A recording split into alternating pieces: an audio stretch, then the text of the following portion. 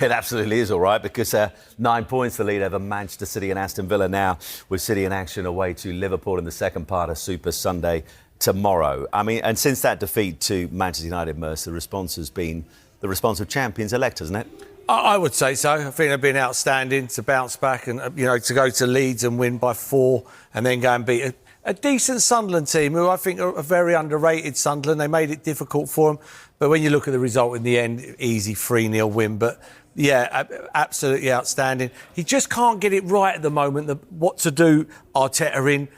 If he plays Jesus like he did against Man United, he struggled, and then all of a sudden the week after he plays Gyökeres, he struggles, Jesus comes on, and this time Jesus plays, struggles, and then Gyökeres comes on and scores. It's a real hard one what to do at the moment, because whoever starts doesn't really perform. It's the one that comes on as a sub, because both of the players as themselves, they're very hard working. They grind down centre halves, and when all of a sudden when the other one comes on with 20 minutes to go, the centre halves are tired and they're beaten up. Do you know what I mean? We'll talk about Gyökeres in just a moment, but let's just talk about that man there, Martin Zubimendi. He got his 6th goal, the opening goal of the afternoon. It was such a wonderfully taken goal, wasn't it? Because it looks like it's going wide, bit of swaz, and in it comes. Yeah, I think he's a brilliant footballer. Plays as a 6, and he's an outstanding player. It just rolls across him. He hits it with the outside of his foot with a bit on it. And when you look at it from behind where he hits it, you think this is just going to hit the post and come out, and it just catches the post, inside of the post, and goes in. Yeah, very good football. I mean, he plays for Spain. I mean, he ain't going to be that bad, is he? Do you know what I mean? So, yeah, for me, real top player. I thought Declan Rice again was outstanding. I mean, outstanding. When people go, I can't play this many games, I can't play that many games, he is week in, week out, every single week, bang, bang, same performances. Yeah, absolutely outstanding. But the result there, Sunderland were decent. I know people are going to look at that and go, 3-0 must have been a real... Sunderland give a go. They give it a go, and I had a couple of opportunities during the game, but didn't take them. If you don't take them, good night. Yeah. Yes, Kai Havertz has obviously come back into the team the last few weeks. How big or how crucial could he be in this run-in?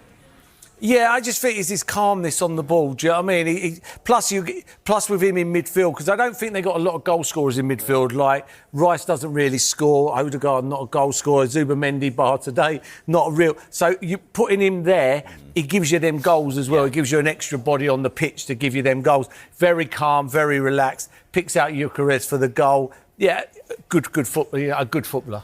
Against Leeds United by 4-0 a week ago, won by 3-0 at home today against Sunderland, and of course put their place in the League Cup final to face Manchester City as well. 9 points the gap, Merce. The last time they had the lead of this size in the Premier League was 2004, the last time they won the Premier League title. If it's still 9 points come 6 o'clock tomorrow, when events at Anfield are finished, for you, is the title race over? 8 or 9. 8 or 9, a draw or a defeat, I think completely and utterly over. I think if Man City go and win at Liverpool, I think that would be a statement. I think then Arsenal would be like, whoa. But yeah, I think anything but a Man City win, and it will be surely over for me. Anyone disagree with that on the panel? No. Unfortunately. Arsenal's title challenge continues. They've now gone 9 points clear at the top. Again? They've gone 9 points clear at the top after they heaped a load of pressure on Manchester City, of course, who play Liverpool tomorrow live on Sky Sports. That's going to be a huge game at Anfield. Mikel Arteta's side beat Sunderland 3-0. Victor Gyökeres getting a brace on the night, coming off the bench to score. We can join Scarlett's now live, who I've no doubt is delighted. 2-2. Good evening to you.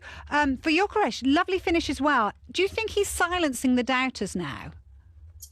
Well, it's another set of goals against a promoted side, so I'm sure the doubters will have something to say about that. But what I really liked about his first goal was that he took it early, falling over, might I add, under very strong challenge, which also seems to happen to him quite a lot. But he just smashed it. It wasn't ideal for him. He was off balance. And Roofs, who's done really well this season, just couldn't cope with it. I don't know if he also couldn't see it.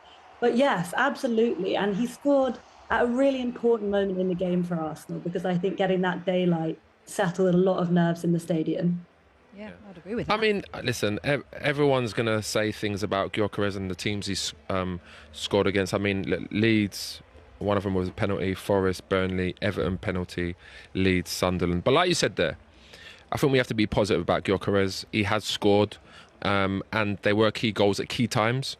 Do you think that his role is as an impact player, or do you think he should be starting? I think it depends on the game, doesn't it? You know, we currently have the luxury of 3 fit strikers in Havertz, Gyökeres, and Jesus. He escaped me for a second there. But what that gives you is a Swiss Army knife, right? Different players for different moments. And Gyökeres has played a lot of football recently. He played, I think, most of the game in midweek. And it suited him, didn't it? Because Sunderland ultimately, at some point, we're going to have to go after this game. And you thought, oh, like he might have some space to run into. And in the end, he did for his last goal. So I'm not sure it's necessarily a question of him being better as an impact player. But in this game, it made sense for him to come off the bench. He's played a lot of football. And I think it's good that we have quality options. Scarlett, do you think Liverpool could win you the title tomorrow if they beat Manchester City? Do you think it's game over? I thought that question might be coming. I think we've put our foot down, haven't we? I think this is the first time where we've had the opportunity to create real daylight, and we've taken it. So the pressure is on City, but there's still quite a lot of football to play, sadly. And I don't think we're going to win the league in one moment. I think you win the league by slowly grinding and strangling your opposition. So we can take a big step if Liverpool win tomorrow, but there's a lot of football left. And I'm sure City won't be conceding if they lose tomorrow either. Scarlett, what do you make of Havertz playing in midfield today? Obviously, Odegaard was taken out the team. But Havertz looks really good in midfield to me.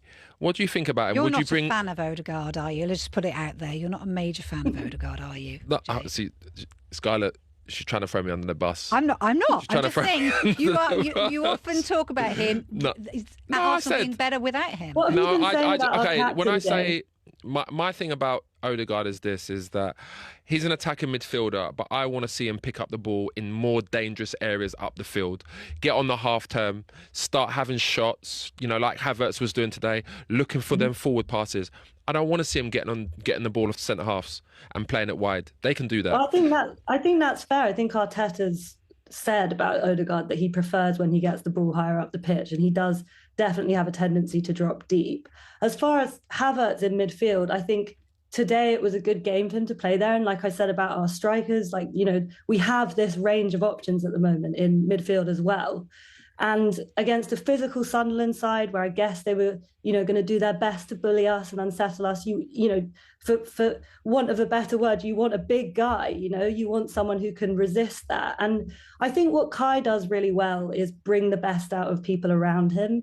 I think he was heavily involved in Gyökeres' first goal, and he sort of plays, I think almost as a second striker. And I think we look sometimes like we're playing a 4-4-2 when he's playing ostensibly in midfield. So it's that option that he gives you. He can play in multiple different positions, and it's benefiting Arsenal because they become more unpredictable and able to do more things. Yeah, I agree a with lot that, of things. Scarlett. A lot of things you've said tonight. Thank you so much for joining us, Thank you, Scarlett.